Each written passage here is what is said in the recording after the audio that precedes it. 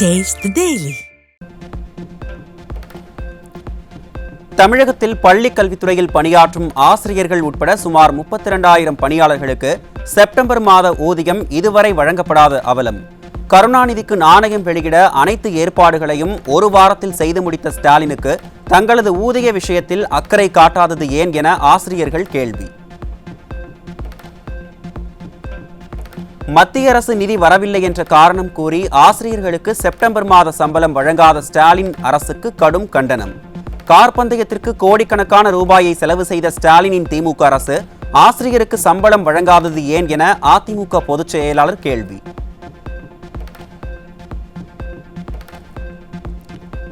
மாநில அரசின் நிதியில் இருந்து சுமார் 32,500 ஆசிரியர்கள் மற்றும் பணியாளர்களுக்கு வழங்காமல் உள்ள சம்பளத்தை உடனே வழங்க வேண்டும்.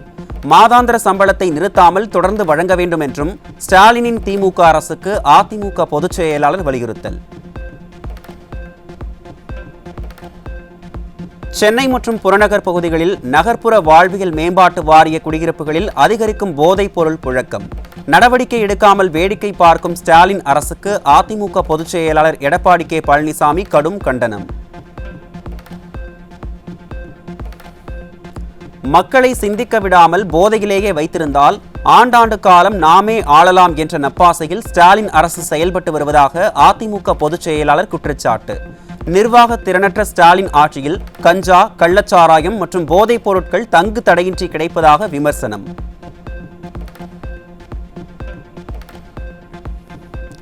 சென்னையில் போதைப் பொருட்களை தடுப்பதற்கு போதுமான அளவு காவலர்கள் இல்லை என ஸ்டாலின் அரசை சென்னை உயர்நீதிமன்றமே கண்டித்துள்ளது. பேய் அரசாண்டால் பிணம் தின்னும் சாத்திரங்கள் எனும் வார்த்தைகளை நிரூபிக்கும் வகையில் செயல்படும் இந்த அரசை நம்பி பயனில்லை என அதிமுக பொதுச் செயலாளர் குற்றச்சாட்டு.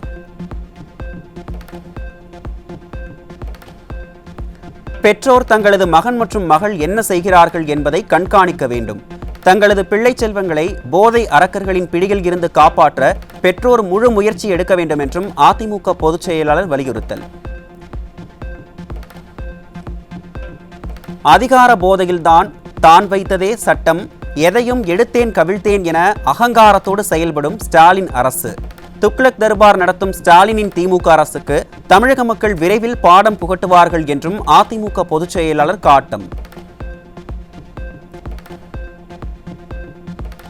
ஜார்க்கண்டில் கன்னிவெடியில் சிக்கி படுகாயமடைந்த தேனியைச் சேர்ந்த மத்திய ரிசர்வ் காவல்படை வீரருக்கு அதிமுக பொதுச் செயலாளர் எடப்பாடி கே பழனிசாமி ஆறுதல்.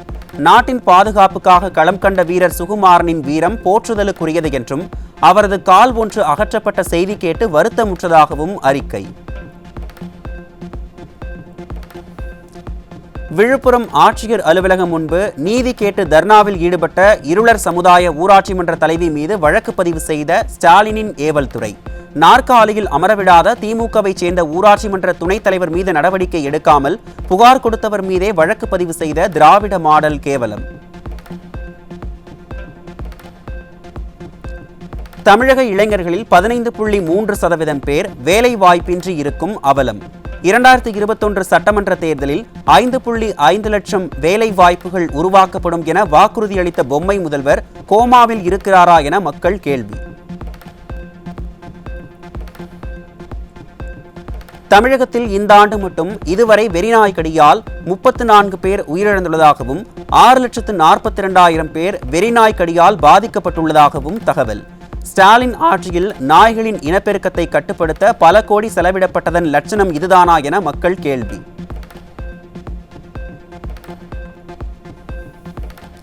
திருவண்ணாமலை மாவட்டம் செய்யாறு அருகே மேல்மா சிப்காட் விரிவாக்க திட்டத்திற்கு எதிர்ப்பு.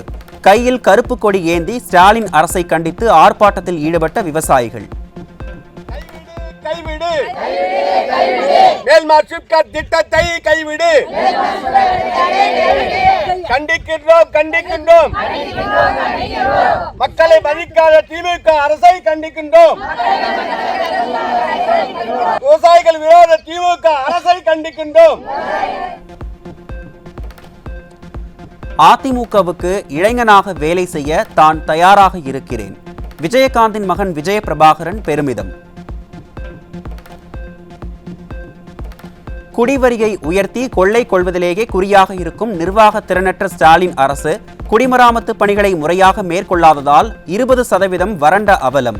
நானும் டெல்டாக்காரன், நானும் விவசாயி என வாய்க்கிழிய பேசும் ஸ்டாலின் தங்களது நலனில் அக்கறை கொள்வதில்லை என விவசாயிகள் கவலை. கரூர் மாவட்டம் ஐயர்மலையில் திறக்கப்பட்ட புதிய அங்கன்வாடி மையத்தில் தேசிய தலைவர்கள் உள்ளிட்ட பெயர்களில் பிழைகள் இருந்தது பொதுமக்களிடையே அதிர்ச்சி. குழந்தைகள் கற்க வேண்டிய கட்டிடத்திலேயே தமிழுக்கு இந்த நிலைமையா என பொதுமக்கள் அதிர்ச்சி.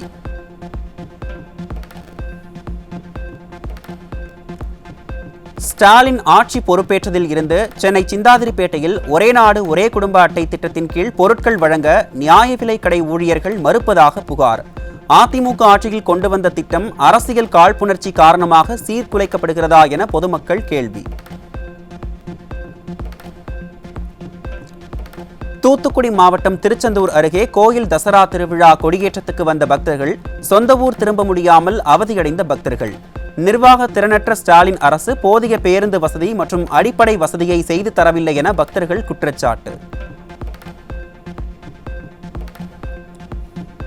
கடலூர் மாவட்டம் அரசு விருத்தாச்சலம் போக்குவரத்து கழக பணிமனையில் இருந்து எஃப்சிக்காக பேருந்துகளை ஓட்டிச் சென்ற டெக்னீஷியன்களுக்கு ஓட்டுநர் உரிமம் இல்லா நிலையில் விபத்து ஏற்பட்டால் பொறுப்பேற்பது யார் என மக்கள் கேள்வி.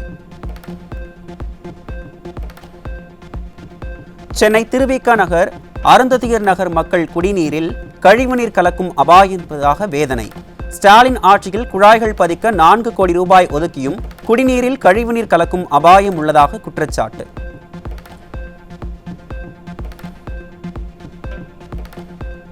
சென்னையில் தொழிலதிபர் வீட்டில் 40 சவரன் நகை கொள்ளை போன வழக்கை விசாரிக்க ஜிபே மூலம் 20,000 ரூபாய் வாங்கிய காவல் உதவி ஆய்வாளர்.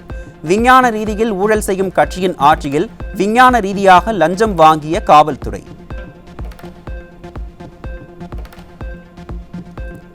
டெங்கு, ஃப்ளூ காய்ச்சலுக்கு ஆளானவர்கள் அரசு மருத்துவமனைக்கு வரவேண்டியதில்லை என கூறி 2 மாத்திரைகளின் பெயர்களை அறிவித்து மருந்து நிறுவனங்களுக்கு விளம்பரம் தேடுவதா? ஆவி பிடிக்க வேண்டும், துளசி இலை, கற்பூரவல்லி ஆகியவற்றை சாப்பிட்டாலே போதும் என மூலிகை வைத்தியம் பார்க்கும் பொது சுகாதாரத்துறை.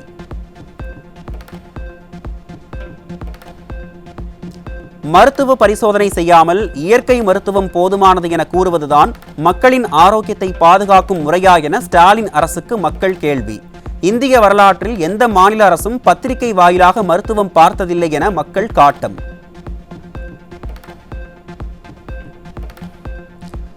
நிர்வாக திறனற்ற ஸ்டாலின் ஆட்சியில் டெங்கு மற்றும் ஃப்ளூ காய்ச்சல் அதிகரிப்பு. தினமும் 5,000க்கும் மேற்பட்டோர் அரசு மருத்துவமனைகளில் சிகிச்சை பெற்று வருவதாக அதிர்ச்சி தகவல்.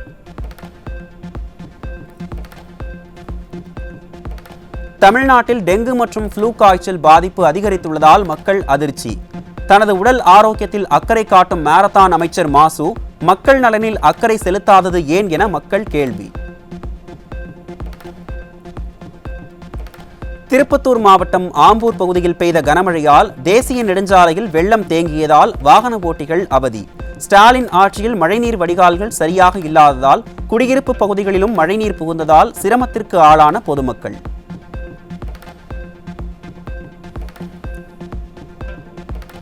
திருப்பத்தூர் மாவட்டம் ஆண்டியப்பனூர் பகுதியில் கத்திமுனையில் சிறுமிக்கு பாலியல் தொல்லை கொடுத்த இளைஞர் போக்சோவில் சிக்கினார். ஸ்டாலின் ஆட்சியில் சிறுமிகளுக்கு பாதுகாப்பில்லா அவல நிலை உள்ளதாக மக்கள் குற்றச்சாட்டு. டெல்லியில் சுமார் 6,500 கோடி ரூபாய் மதிப்பிலான போதைப் பொருட்கள் ஒரே நாளில் பிடிபட்ட அவலம். மத்திய புலனாய்வு அமைப்புகள் நாடு முழுவதும் கும்பகர்ண தூக்கத்தில் இருப்பதால் சீரழியும் இந்திய இளைஞர்களின் எதிர்காலம்.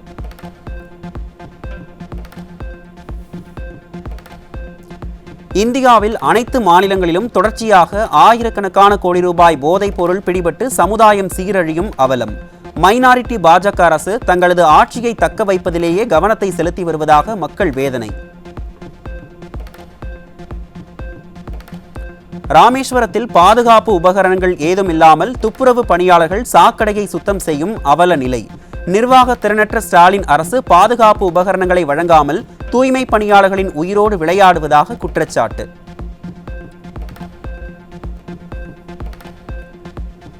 திண்டுக்கல் மாவட்டம் பழனி அருகே விவசாயி வீட்டின் பூட்டை உடைத்து 22 சவரன் நகை, 50,000 ரூபாய் பணம் கொள்ளை. நிர்வாக திறனற்ற ஸ்டாலின் ஆட்சியில் பட்ட பகலிலேயே நடைபெற்று வரும் கொள்ளை சம்பவங்களால் மக்கள் அச்சம். சென்னையில் கள்ளத்தனமாக மது விற்பனையில் ஈடுபட்ட 4 மூதாட்டிகள் கைது. பொம்மை முதல்வர் ஸ்டாலின் ஆட்சியில் மதுபானம் விற்று பிழைத்துக் கொள்ளலாம் என மூதாட்டிகளும் போதை கலாச்சாரத்தில் இறங்கிய அவலம்.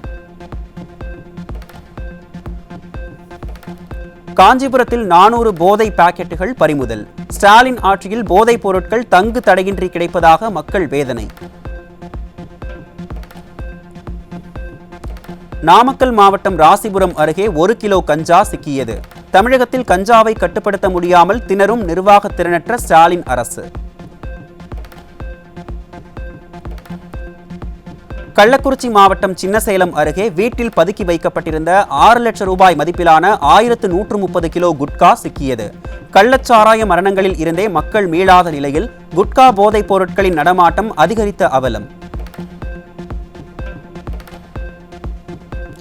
ராமேஸ்வரம் விசைப்படகு மீனவர்கள் தங்கச்சி மடத்தில் உண்ணாவிரத போராட்டம்.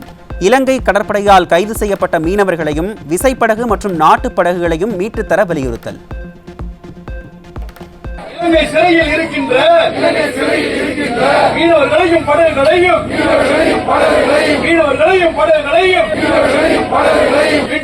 மீட்டுக்கொடு. இலங்கை சிறையில் சித்திரவதையை அனுபவிக்கும் மீனவனை மீட்டுக்கொடு. சென்னை சைதாப்பேட்டையில் விரைவு ரயிலின் படிக்கட்டில் அமர்ந்து காலை நீட்டியபடி பயணம் செய்த நபர் பிளாட்பாரத்தில் கால்கள் அடிபட்டு ரயிலில் இருந்து கீழே விழுந்து பலியானார். பதறவைக்கும் விபத்து குறித்த சிசிடிவி காட்சிகளை கண்டு மக்கள் அதிர்ச்சி.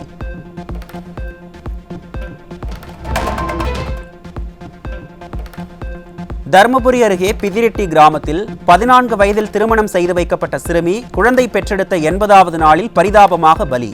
குழந்தை திருமணத்தை தடுக்க வேண்டிய அதிகாரிகளும் மாவட்ட ஆட்சியரும் விளம்பர பிரியர் ஸ்டாலினும் சிறுமியின் மரணத்துக்கு கூறும் பதில் என்ன என மக்கள் கேள்வி.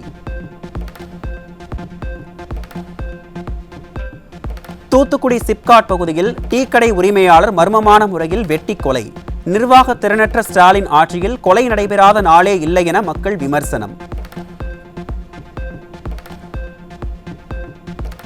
விழுப்புரம் அருகே கிராம சபை கூட்டத்தில் கேள்வி கேட்ட நபரை தாக்கி மேல்வயலாமூர் திமுக ஊராட்சி மன்ற தலைவர் அராஜகம். அவலூர்பேட்டை காவல் நிலையத்தில் புகார் அளித்தும் நடவடிக்கை இல்லை என பாதிக்கப்பட்ட நபர் குற்றச்சாட்டு.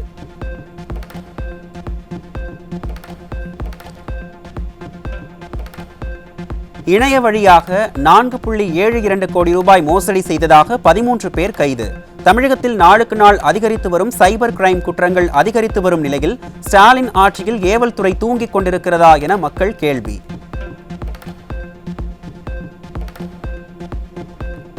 ஈஷா அறக்கட்டளைக்கு எதிராக சென்னை உயர்நீதிமன்றம் பிறப்பித்த உத்தரவுக்கு உச்சநீதிமன்றம் தடை.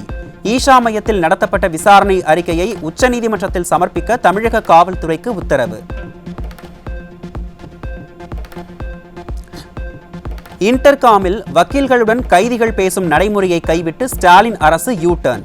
இன்டர்காம் வழியாக பேச வேண்டும் என்ற உத்தரவால் கைதிகளிடையே பேசுவது பதிவு செய்யப்படுகிறதோ என்று அச்சம் எழுந்த நிலையில் சென்னை உயர்நீதிமன்றத்தில் அந்தர்பல்டி.